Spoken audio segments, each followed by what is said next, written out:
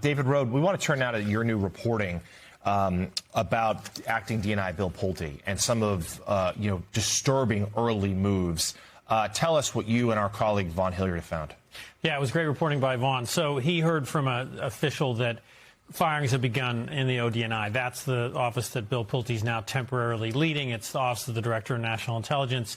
And the most important thing here is that Trump administrations are going to fire dozens of people because they're suspected of being members of the so-called deep state.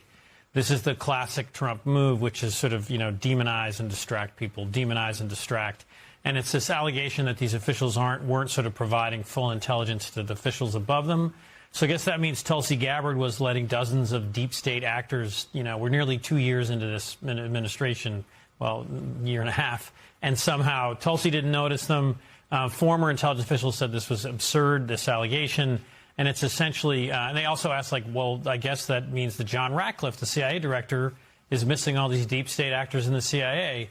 It's Pulte trying to please his boss by playing into President Trump's conspiracy theories. And, of course, the biggest conspiracy theory will be Pulte talking about elections and trying to prove Trump's false claim that the 2020 election was stolen. And then Democrats have been saying how much they fear Pulte's going to try to, interfere and use his powers. Tulsi Gabbard went down, seized ballot boxes and other things in Georgia, that he'll somehow do the same thing before, during, or after the midterm elections. What's your read on Bill Pulte's endgame here? What is he seeking, since Trump has already said that he's temporary, but he's coming in like a wrecking ball and just trying to gain favor with the big boss and destroy any norms or any semblance of, independent thought at the intelligence agencies? Again, the whole creation of this job, the Director of National Intelligence, was because there wasn't coordination before the invasion of Iraq. Weapons of mass destruction, thousands of Americans, tens of thousands of Iraqis dying.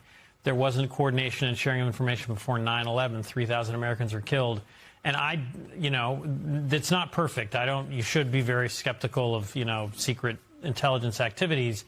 But I do believe there's public servants, Mark Polymeropoulos, who was just on the earlier show, who are serving the country in these jobs.